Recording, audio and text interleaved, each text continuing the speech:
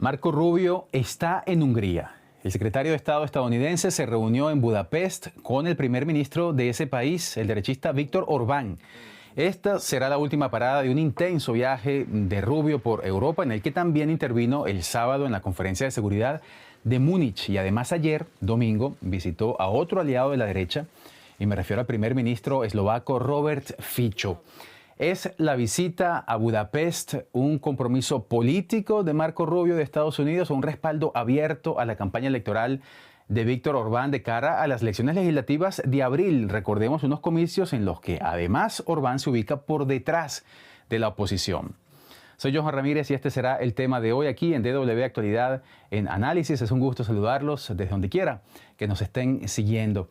Y para profundizar el tema de hoy, recibo desde Tallin, la capital de Estonia, al periodista Ricardo Marquina, experto en política postsoviética. Ricardo, un gusto saludarte, como siempre, bienvenido al programa. Vamos a empezar primero con la noticia, Ricardo. Cuéntanos sobre todo de qué hablaron Marco Rubio y Viktor Orbán. Ya se pronunciaron luego de esa reunión privada. ¿Qué dijeron? Bueno, lo que hemos visto que hay una sintonía muy grande. Perdón, lo primero, saludaros y daros las gracias por invitarme. Hay una sintonía muy clara entre ambos gobiernos, hay una sintonía política, una sintonía ideológica, y esto se refleja en las relaciones de ambos países. No es nuevo, no es una sorpresa, pero bueno, es una manera en la que vemos que se colocan las piezas del puzzle de la... Sobre todo aquí, más importante que Orbán es sin duda Trump. Su peso es mucho más importante en el mundo, con lo cual la apuesta de Donald Trump, de la administración de Trump, por mostrar esa sintonía, esa abierta sintonía con Orbán, pues es una manera de decirle al pueblo estadounidense también que estas ideas magas, estas ideas estadounidenses de America First y esta nueva manera de ver el mundo, pues tiene sus acólitos también en Europa. Europa, que es presentada muchas veces por el propio Donald Trump como un sitio decadente, un sitio que se está autodestruyendo, pero tiene estas islas de esperanza, según evidentemente la doctrina maga, en Europa del Este, con estos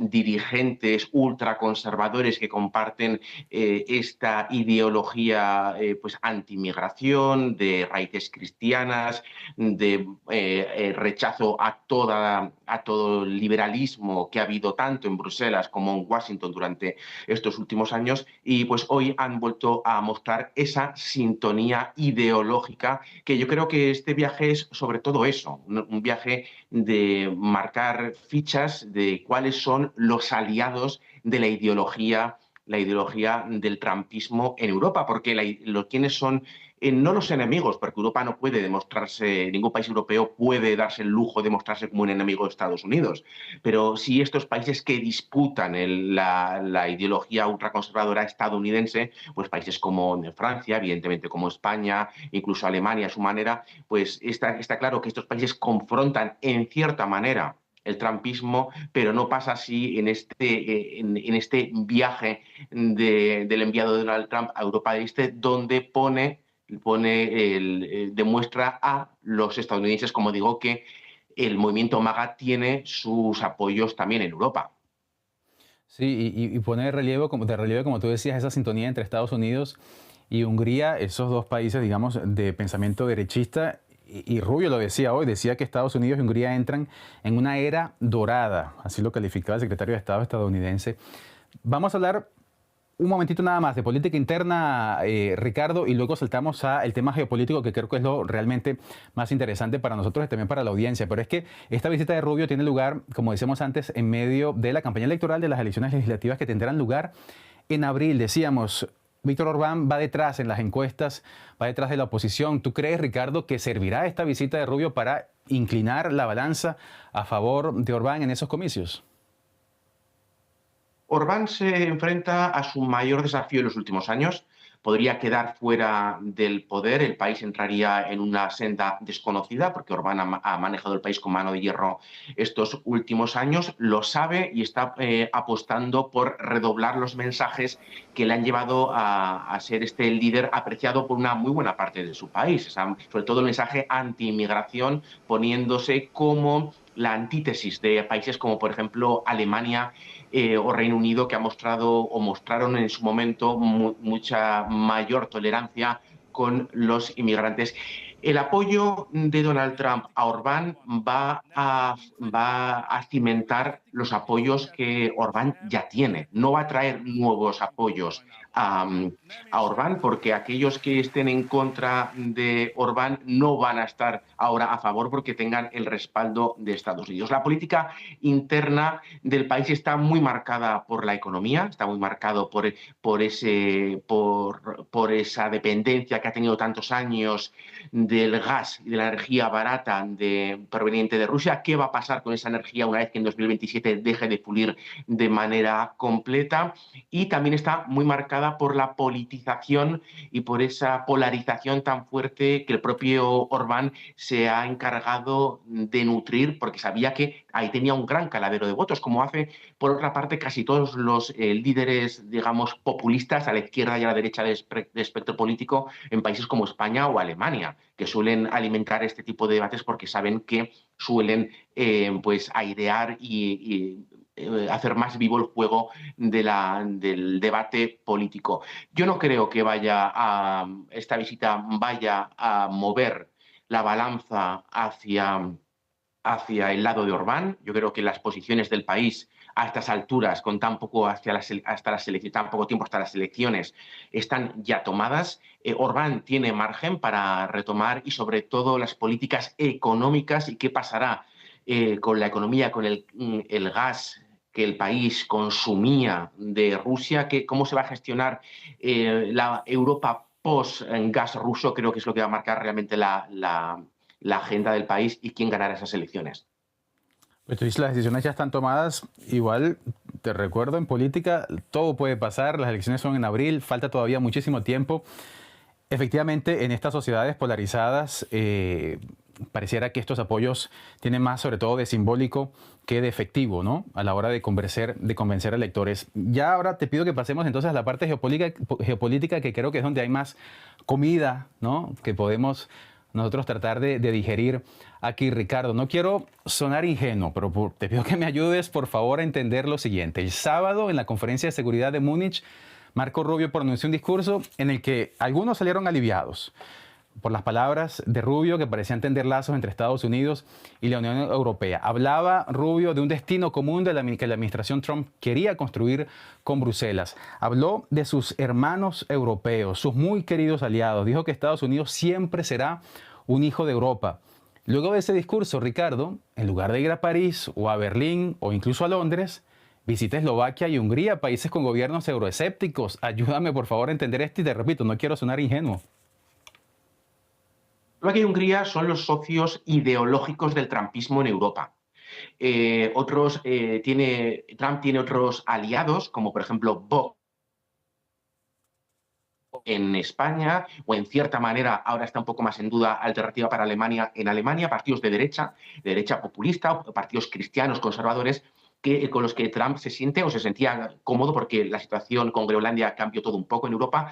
Pero el visitar estos países es como decirle a los europeos que bien, nos vamos a llevar bien, tenemos negocios conjuntos que tenemos que sacar adelante, es un poco como una pareja divorciada con niños, pero con quien me llevo bien son con mis socios ultraconservadores, a quien les doy el privilegio y el honor de tener esta visita. No voy a ver a Macron, no voy a ver al presidente de Alemania, ni al de España, ni a nadie más, porque aquel que me interesa son mis socios ideológicos. Este es un viaje marcadamente ideológico, porque de estos países Estados Unidos no puede sacar grandes réditos económicos, como sí que puede sacar de una buena relación con Alemania, con quien tiene muchísimo intercambio comercial, o incluso con España, evidentemente con Reino Unido. Pero visitar estos países es poner de relieve que la ideología juega un papel fundamental en la doctrina de Trump a nivel internacional, incluso por encima de las relaciones militares y comerciales. Y si no, por encima, que quizás eso sea demasiado, porque a Donald Trump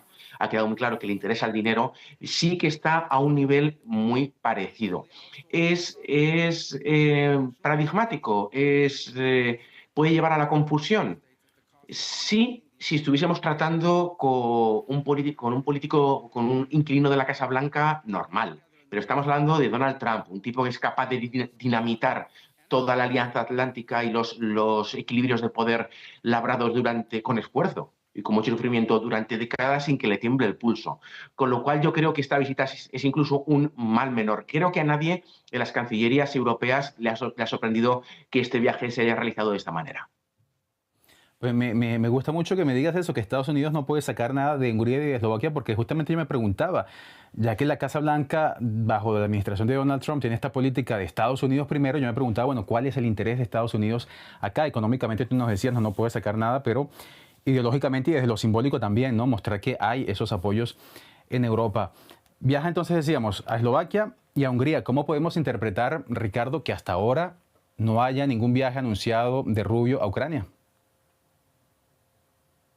Yo creo que la manera más simple de ver esto es la manera adecuada. No, Estados Unidos no quiere mandar a ningún representante de alto nivel a Ucrania mientras no haya paz.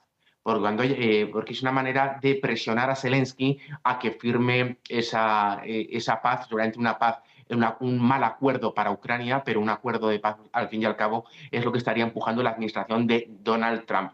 El no dar carta de naturaleza al gobierno de Zelensky, que desde que el propio Trump unos días ha apoyado, otras veces ha criticado, llegó a llamar dictador a Zelensky al comienzo de su mandato, es una manera de marcar distancias. Queremos solucionar la guerra de Ucrania, pero no queremos involucrarnos demasiado sobre el terreno. Eso que está también muy bien con todo el debate que ha habido estos 3 últimos meses de las garantías de seguridad. Garantías de seguridad sí, pero quién las va a llevar? Los países europeos cargarán con el mayor peso de garantizar que la seguridad posguerra de Ucrania sea así, sea segura.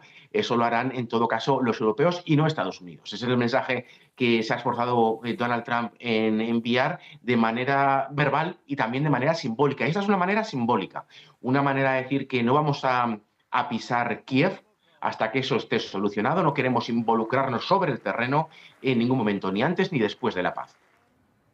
Y Orbán decía hoy que seguía estando Hungría dispuesta a ser escenario para también negociaciones de paz entre Rusia y Ucrania y que seguía apoyando el plan estadounidense para esas negociaciones. Voy a leer algunas de las perlas, digamos, Ricardo, que nos dejó Víctor Orbán este fin de semana. Dijo cosas como: debemos, y estoy citando, debemos acostumbrarnos a la idea de que quienes aman la libertad no deben temer al este, sino a Bruselas. Quienes aman la libertad no deben temer al este, sino a Bruselas.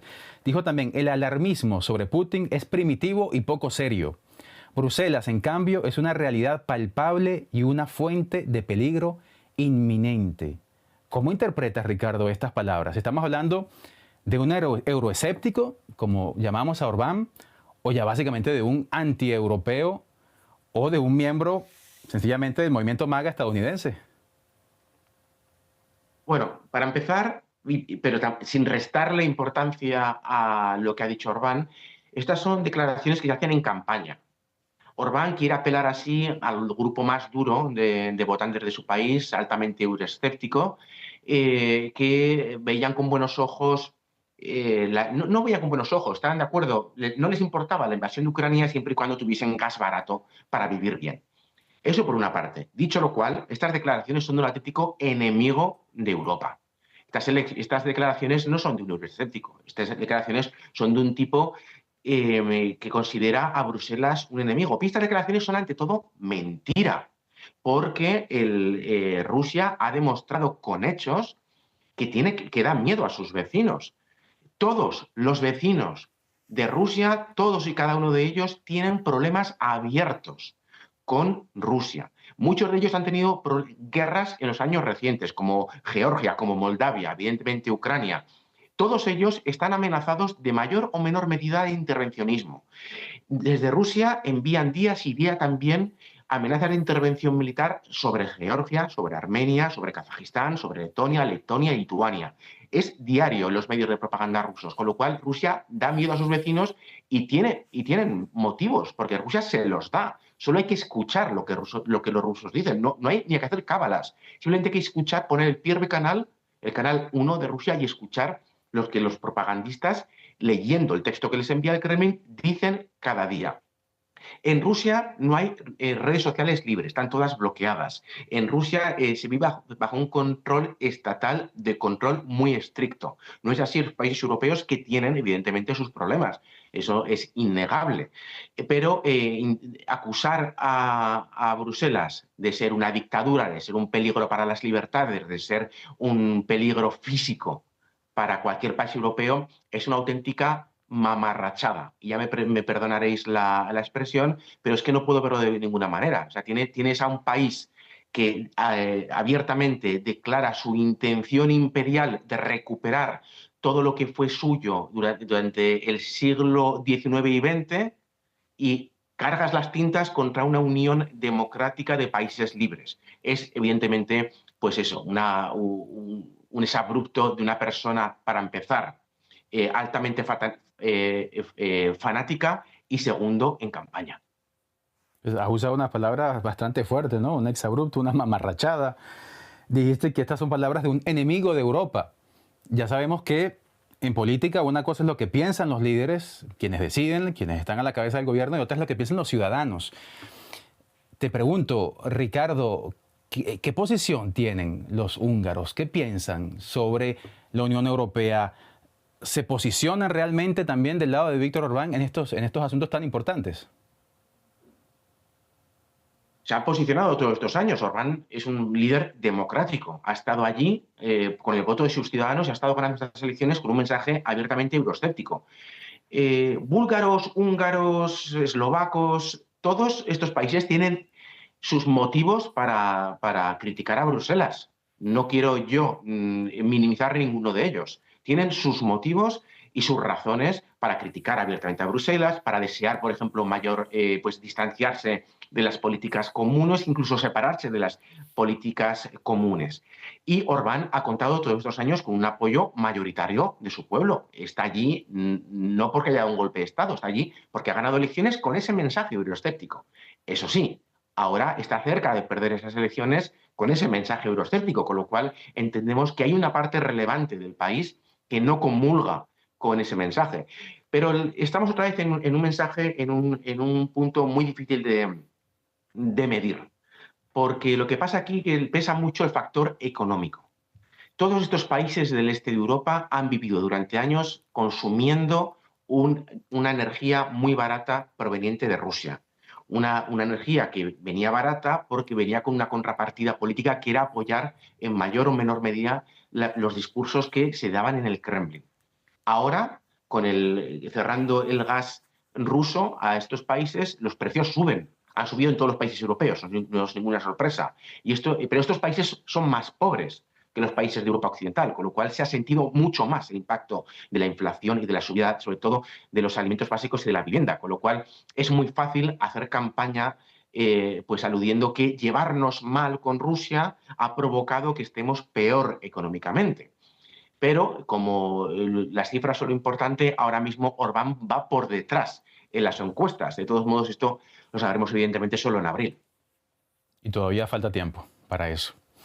Estados Unidos y Hungría estrechan lazos, y en palabras del propio secretario de Estado estadounidense Marco Rubio, que está de visita en Budapest, ambos países entran en una era dorada. Ese era el tema de hoy aquí en DW Actualidad en Análisis. Ricardo Marquina desde Tallinn, experto en política postsoviética. Muchísimas gracias por tu análisis, como siempre, muy esclarecedor.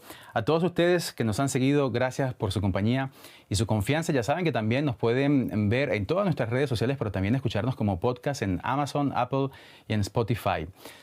Ya saben, mañana lo esperamos aquí nuevamente para seguir analizando toda la geopolítica de lo que está pasando en el mundo. Soy Johan Ramírez. Hasta entonces.